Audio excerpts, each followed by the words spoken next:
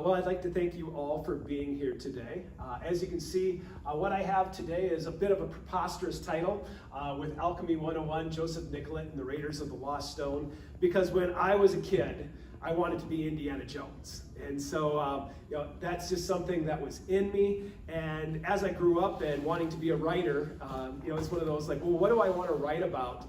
And really, my love of Indiana Jones kind of combined with, where I was at the time. I grew up in South Dakota, but here, when I came to Minnesota, I just kind of went down the rabbit hole of trying to learn a little bit about local stuff. So I'm a creative writing teacher, and I've self-published several books.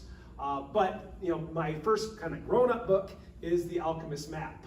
And really, it's kind of an expression of me as an Indiana Jones fan for what I wanted to kind of share with the world and how to share it. So as we kind of get started then, when you look at the title of the book, The Alchemist Map, like, well, who knows what alchemy is? And so I think the first thing I'll do before we talk about the writing aspects and what the book was about is just kind of explain what is alchemy.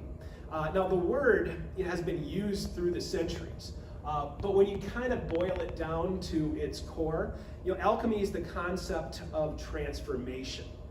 So I like that, because as a writer, what are you doing? You're taking something that looks like this and you're transforming it into something that's a little bit different. And so the theme of alchemy was something that I related to.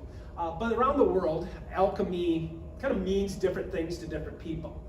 At a certain point in time, alchemy was science. The scientists of the era were trying to understand how the world worked, how properties worked. So, if you go back just, 4 or 5 centuries, alchemy was, the core of science. Now, in recent years, since we've invented things like chemistry, alchemy has kind of turned into more of a coined word that would associate with magic. But what I love about alchemy, regardless of how you view it, is that it does kind of have its roots in history. And you can go back, 500 years, 1,000 years, 2,000 years, and there's connections to alchemy that humans have been making, throughout the years. And it's not only just, historical, but you also have alchemy that's seen all around the world. So different cultures would have different takes on what alchemy is all about. Now, part of the reason why some of you are here today is like, well, what does this have to do with Nicollet? That's part of it. Like, how did you get from alchemy, Indiana Jones, all the way connected here? Well, really, it was some things that Nicollet dropped into his map that made me interested in that idea. Again, I'm coming to it from a creative point of view. I loved Indiana Jones. I realized Indiana Jones wasn't telling a faithful and accurate version of the Nazis during World War II, but it was still, it was set in that historical context. So that's what I loved about it. Now, what I saw then, what you learn is, Joseph Nicollet was a real life fella, and this real scientist kind of had this midlife crisis of sorts where he changes from astronomy to map making. And he ended up making one of the more influential products of the time. He made a map of the unsettled area that many settlers were using in the 1850s when it opened up. But what he did then is he kind of led me to a couple other names that I wasn't familiar with. He led me to LeSueur, who, when you go down that rabbit hole, you realize, like, mining expedition, and it's almost preposterous when you hear it, and that leads you to even a more preposterous name, which is Baron Lahontan. And he had kind of some more alchemy references. So I'll just show you like what I kind of came across and where it just opened up my imagination. So this is a close-up of the Blue Earth County area.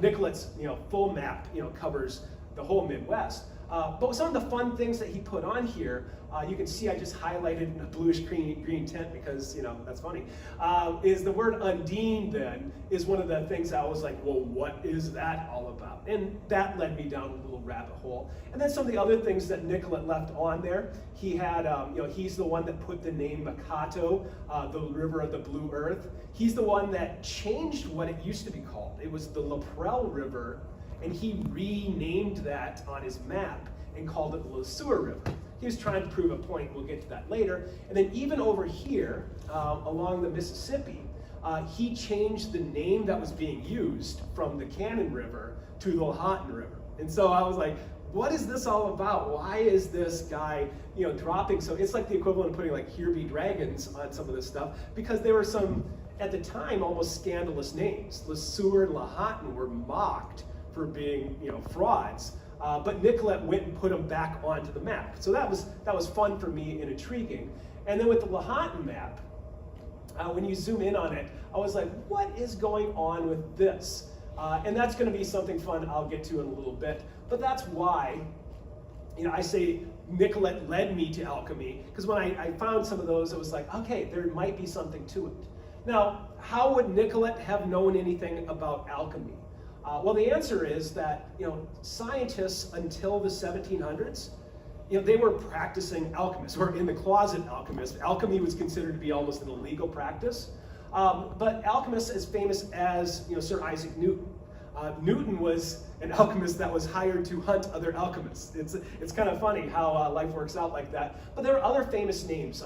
Paracelsus over here, he's the guy that invented zinc during his alchemy quest. And so that's what I'm saying as far as like Nicolet. Within a generation of his lifetime, these alchemists weren't that far removed from when he was around. So that's kind of what, why I'm seeing some connections there with him. Now, when you look at how alchemy works and how this works in a writing sense, alchemists, their thing, they would always pass the information down to the next generation. So one alchemist would do an experiment and fail, and they would pass that on to the next one. And so when you look at the concept of alchemists, well, I think we can learn a little bit from the masters in our own content, the masters with writing. So for me, when you look at it, like, well, what can you learn from the previous people? My mentors then, in trying to come up with a thriller, it was real easy for my short list. We've got J.R.R. Tolkien, the creator of Lord of the Rings. So I wanted to look at how he did a thriller. George Lucas, Star Wars is fine, but to me it was like Indiana Jones. I was like, what did he do? What were the ingredients that were fun for Indiana Jones? And then, of course, Mr. Scandal himself, Dan Brown, how he would take some historical nuggets and he would spin them up and kablam. He would have some sparkle and fizz, and how he would also play around with history. So when you look at what those guys did then, as an alchemist would do, you need to kind of analyze what did the other experimenters do before you. So I kind of realized that the ingredients to a thriller really come down to 4 classic kind of components. So the first thing that I noticed from their works was that all of them had kind of a flawed hero. That was kind of the first characteristic that I saw. You had Indiana Jones, you had Professor Langdon, and you had the totally misguided hobbits who they didn't really belong anywhere. So that was kind of fun in looking for a flawed hero. The other ingredient that you see when you study what is the success that they had is, in all of these stories they also had a cool relic. So I knew if I was going to try to write a fun thriller in the vein with this, I needed to find a relic. And so in their stories, for example, they had really fun relics. And I'll get into that in a little bit. The third component, the third ingredient that I noticed, was that in all these stories, you would have powerful puppet masters. So I knew if I was going to try to tell a thriller in this vein, I would need to be looking for a fun puppet master. And then, of course, you need to have mysterious locations.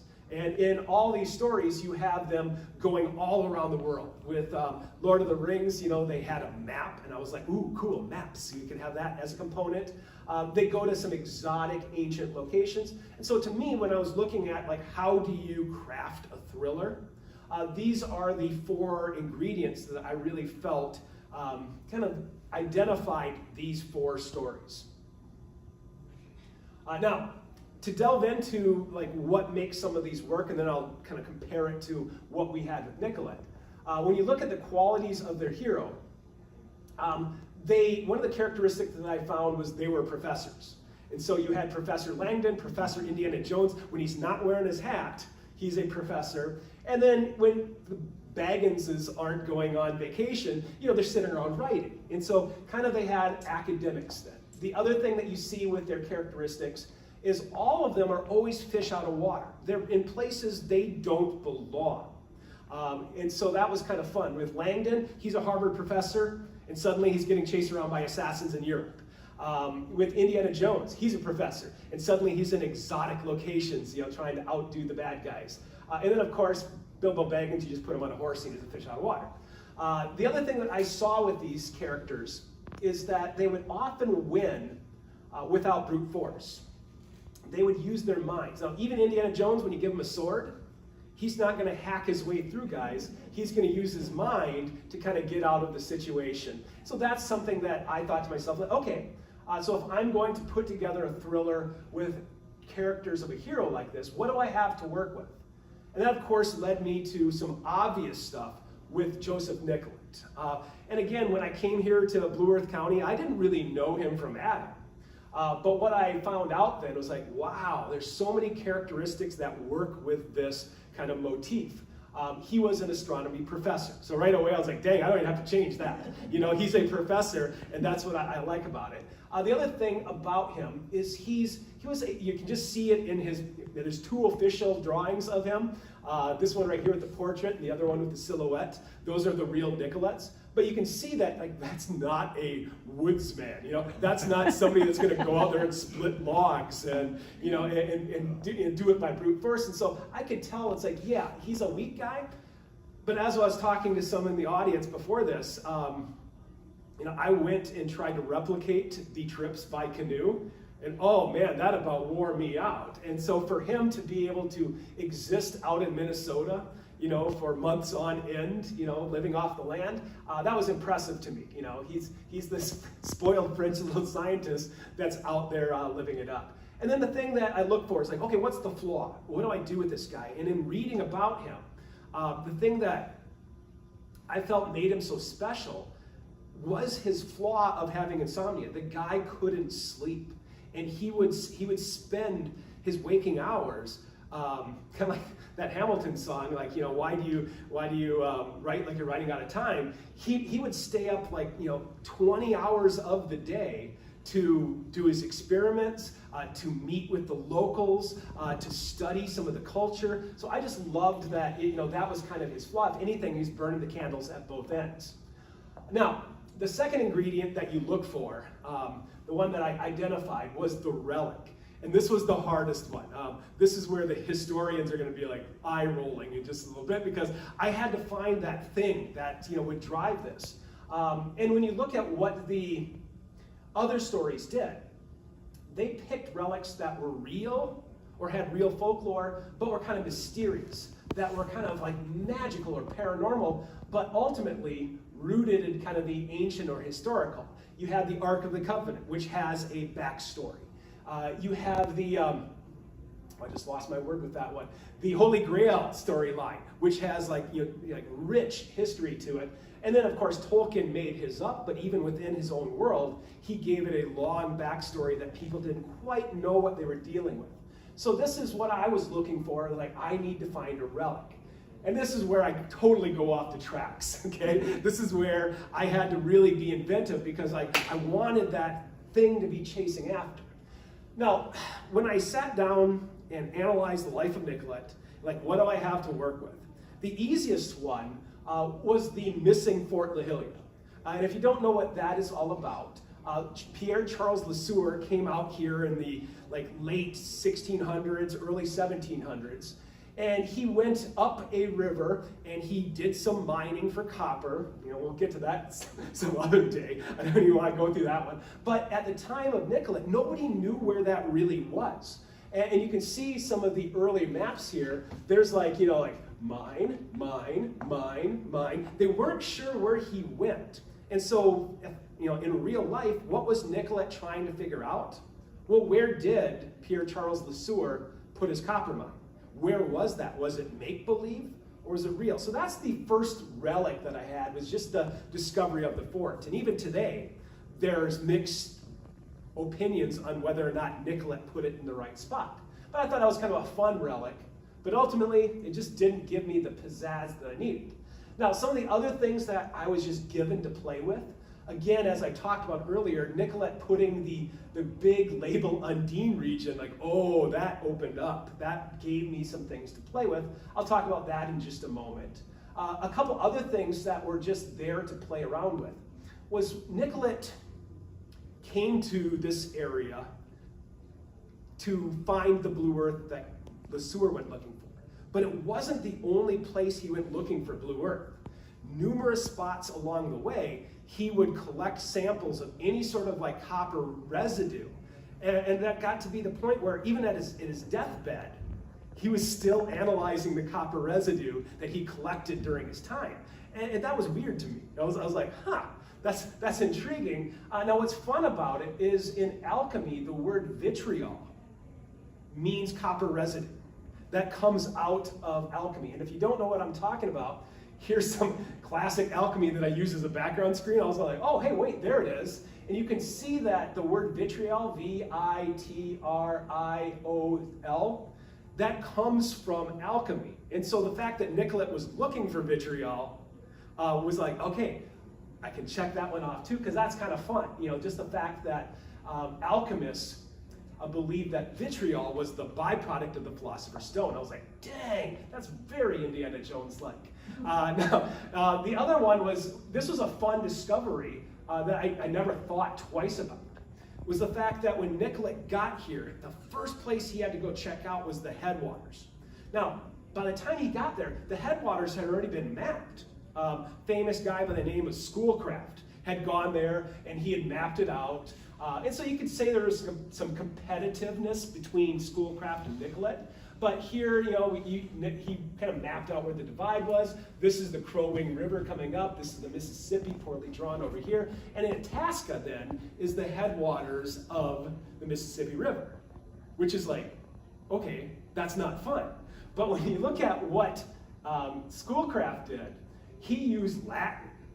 In his Latin phrase, veritas caput, translates as the truth about the head, which is like, fine, it's the headwaters, except there was somebody that talked about the head or the headwaters before this, and that somebody was Lahatan that I talked about.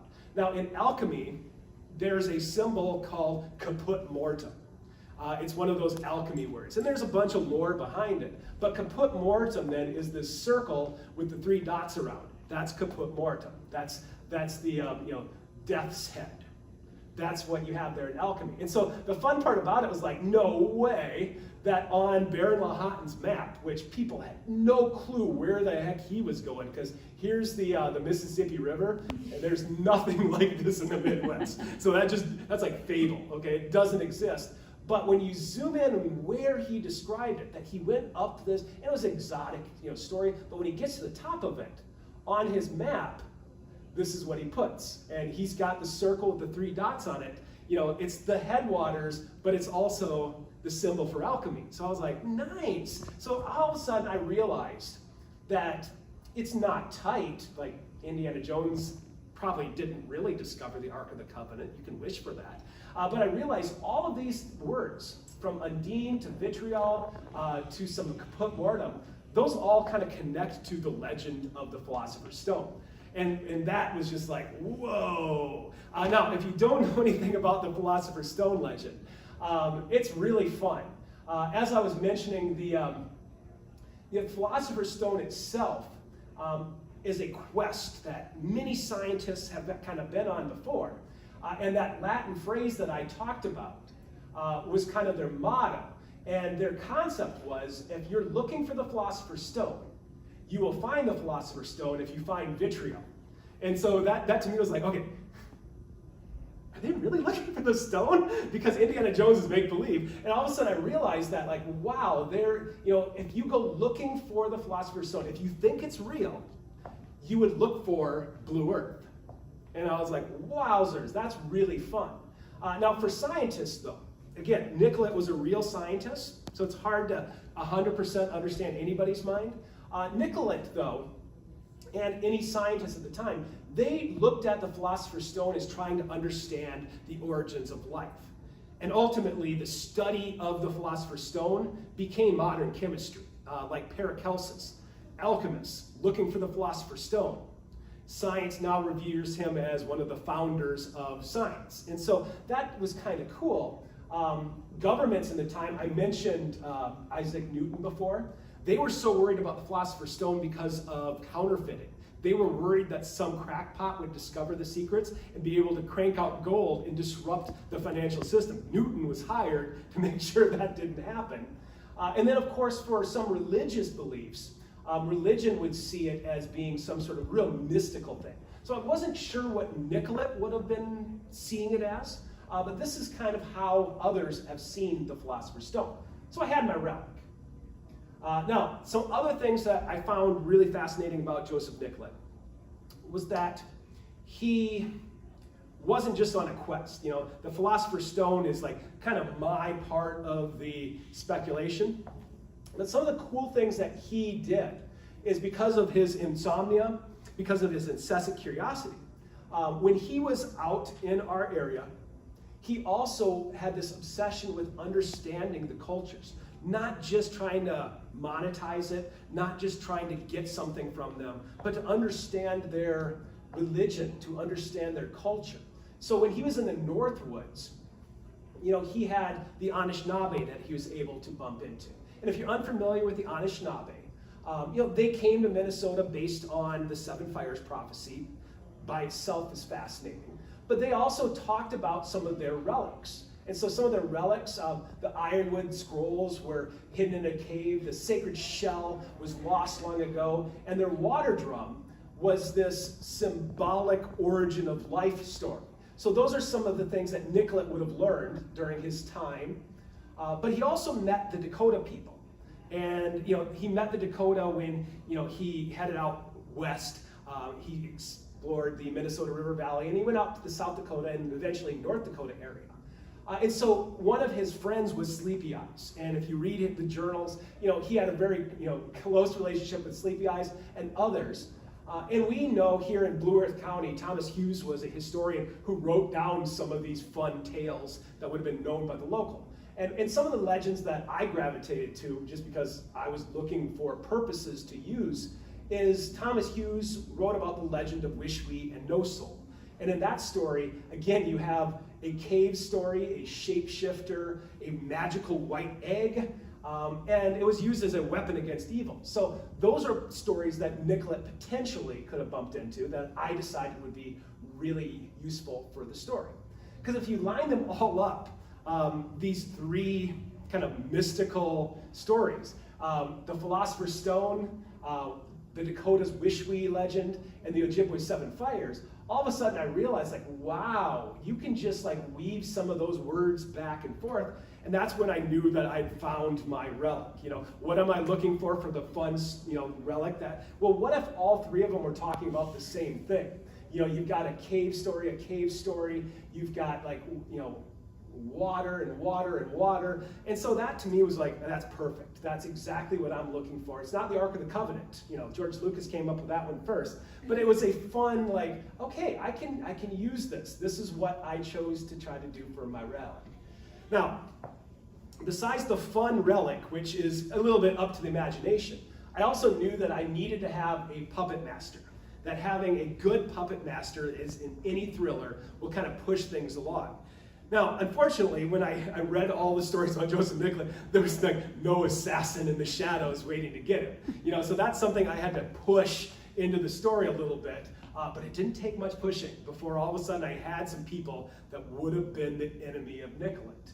Now, in the Hobbit den, what I saw when I looked at how they did it is, you had the paranormal red eye of Sauron, but then you had Saruman the traitor and Denethor the traitor. In Raiders of the Lost Ark, same thing. Indiana Jones' rival was a fellow archaeologist, traitor. Even in the sequels, Molaram, you betrayed Shiva, traitor. Or in the Da Vinci Code, the puppet master in that one turned out to be not the henchman, but his trusted friend that he thought was on the same page as him. So when I decided, like, okay, what am I looking for a good puppet master? The word traitor totally pops off the screen for me. So then I went to myself, okay, what do I have to work with in Nicollet's life? What are my ingredients that I can play with? Now the first one, I realized, well, the Dakota had the legend of no soul. It was a very paranormal story. So I was like, okay, I can maybe use that. The Ojibwe had something called the Manitou. It was a water serpent. Oh, wait. Water serpent, Undine. You know, and all of a sudden I was like, yep, that's one that could be really fun to work with. So Nicollet, when he puts down the word Undine, well, yeah, it's an alchemy word. It's one of the 4 elements of alchemy. But it's also the Little Mermaid legend. It's the water spirit that will like cause you to lose your soul. They're like, nice. So we've got water spirit that will come and get you. Nicollet has a water spirit that'll come and get you. And sure enough, even Baron Lahoughton, when he wrote his goofy looking map, he labeled things with, you know, Caput Mortem, the death head, and then he also labeled the Lesueur River, the river of death. I'm like, it's not that scary. I've kayaked it several times. You know, there's nothing really spooky about it at all. And so I realized there could be a little paranormal. It is when it floods though. Like yes, yeah. When you have the logs, you got to be careful, don't you? It's like tree. Yeah, exactly. We had to deal with it. Yeah, absolutely. But it's kind of one of those. I was like, I have a little bit to work with. But what I realized that there are also some real life villains that would have affected Nicollet. Now, for everybody that was out on the prairie in the 1830s, smallpox was happening. It was a destabilizing like specter that was out there. I mean, we have COVID, smallpox was their, you know, pandemic. For the Dakota, you know, if you want to look at real life villains, well, during Nicollet's life, there were 2 famous people often viewed as villains, depending on where you're coming from. Henry Sibley was there as a young fur trader. Then you also have, joining Nicollet's 1838 expedition, a very young Cutnose. Both of these 2 figures faced off during the Dakota War of 1862. So it was kind of like, okay, I have something to work with there. Now, at the time that Nicollet visited, there was almost a war between the Ojibwe and the Dakota. And the war was all about an unsolved murder. So that happened right when Nicollet got there, that the Ojibwe were upset that somebody had murdered. And really, I didn't get any good historical answers for that, but I do know Nicollet brought both sides to the peace table. So that was kind of cool. But when I looked at who Nicollet was and what he was all about, this eccentric French scientist that's just looking for, you know, magic in the world in a weird sort of way, I realized that he was opposed to manifest destiny. The concept of steamrolling over everything and making everything America. So I was like, okay, well, if he is anti-manifest destiny, he called them vampires in his journals. A bunch of vampires trying to like turn the world into theirs. If that's his enemy, then I realized, like, well, who are some of the people that represent manifest destiny? And there's a bunch of really fun real names. And so when I'm looking for my puppet masters, Francois Arago was the one that kind of like ruined his reputation in France. Thomas Hart Benton almost kept him from ever coming to Minnesota. Secretary of War Joel Poncet, the guy who basically was his boss. His rival, Indian agent Henry Schoolcraft, who was at Madeline Island at the time. And of course, Governor Lewis Cass, who helped map the earlier parts of Minnesota. And when I looked at these historically relevant big names, I just did a little sleuthing. Wikipedia works, but you know, they were all had connections to secret societies too. And I was like, Dan Brown would love this. And so I realized then that these famous people could be my nefarious, you know, enemies. You know, the traitor, the one that kind of like they're friends with Nicollet. So those are some of the names that I had to play with. Now, my last ingredient then for like having a fun thriller is picking cool locations. And this was the easiest thing to work with Nicollet, is because the guy went to just the prime locations in Minnesota. You know, but when you look at what the masters did, Lucas and Dan Brown, Tolkien, when they talked about their locations, they would often have maps. There would be secrets about these. Things would be hidden. There'd be global chases. It would be epic and old. So I was like, okay, well, that's an easiest fit of them all, because Nicollet, you know, he matched all of those. So one of the things that you see from him, the global travel, well, he was there in France during the French Revolution too. You know, there were two French Revolutions. So he was there when that was happening. So I was able to dabble a little bit with that. Joseph Nicollet was a guest of the White House during the Andrew Jackson administration. Nicollet was asked to go check out the Cherokee removal in Georgia. They were about to move it out, and he goes down there, and his heart breaks, and he can't believe what's happening. So that's when he decided he's on the other side of Manifest Destiny. And then, of course, then, when he couldn't get what he wanted, he couldn't get his funding, he goes out to St. Louis and basically begs for somebody to take him up the river.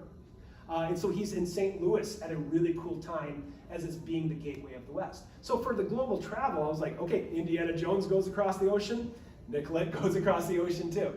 And that, of course, confines me to, well, where did he go really? And so that's what, I felt a little bit, as much as I wanted to make my own Indiana Jones story, I also wanted to tell the story of Nicollet at the same time. And so when he came to Minnesota, his big, Midwest map, you can see Lake Superior up here and St. Louis down here. Nicollet crisscrossed this whole area. And so he went to the headwaters, he went to Apostle Island, he did a complete survey of the Minnesota River. He went to the Undine region, where I'm from, to go look for the Blue Earth and to go find Spirit Lake. And then, of course, he also went way up to the north to investigate Devil's Lake and all of its fun little stories that it had. So that's what I was kind of stuck with. And I had a decision, do I totally fabricate or do I stick to his story? And it was a really easy choice because he took me to some very fun places. Now, some of the strange stops that Nicollet did go to, he went to Itasca and went and told everybody that Schoolcraft was wrong. That the place where you take your pictures, that's not the headwaters. So Nicollet went with his barometer and basically said, yeah, Schoolcraft doesn't know what he's talking about, it's not here. He went to some fun places. Lake Manitou, for example, is one of my favorite stories, where they all lifted up their paddles to not disturb the thing underneath the lily pads. And he told this fun, engaging story about the monster that lived under the water, but then he doesn't put it on his map. He put it on his map, but where he put it on his map doesn't exist. So there's like a missing lake. It's kind of a fun story. He went to Madeline Island, which had some horrific stories of cannibal ghosts. He went out to Pipestone, where he vandalized. It's kind of, we're sitting there, we're putting Nicollet on this pedestal about what a great explorer he was. And Fremont was with him too. John C. Fremont, who became one of the Western pioneers. They got out to Pipestone. He did some really cool things. He met some Native Americans that were there to worship at Pipestone. But what do? At the end of the day? They get out their knife and they chisel into the stone their initials. Basically Joseph Nicollet was here. And so that was kind of fun. And then, I saw that time and time again. And this is where you can't read about it. You just see what he's doing and thinking. It's whenever there was a magical lake, whenever there was a spirit lake, Nicollet would always go out of his way to check it out. And eventually then, during his little quest, he ended up finding Fort La Hillier in his mind. He found where he thought LeSueur dug his mine. He found where he thought Lahontan went. And so he puts it on his map then and marks that one off. So those are my ingredients. I looked at what are the 4 things that it takes to have a fun thriller. You look at it, you have the element of Undine. So when I was trying to decide, okay, these are the basics of the Philosopher's Stone, that's the symbol there. But the Philosopher's Stone concept then, it's the 4 ingredients of alchemy, and then also the 4 ingredients of what makes a fun story. And with Nicollet, as a creative writer here, I realized, well, he obviously gave me what I was looking for. He just gave me Undine, because he put it on his map. But that allowed me to look at some of the others, and I've got a series that's coming. And so the series then, as I looked at this, I wanted to kind of have some fun exploring this. So if he went out there and there really was something into the Philosopher's Stone, well, then I realized, let's tell the story. So if you have earth, air, fire, and water, well, then I need 4 books. And so with alchemy, as with anything, you have to learn from the masters, you have to do some experiments, and you mix it all together, and you hope you just get a little magic. And so that's what I was hoping for by spinning this all together, is to try to come up with my own thriller that might do Nicollet justice, and also, have a fun story to tell. So that's that. So Thank you. Now, any questions though? Fire off.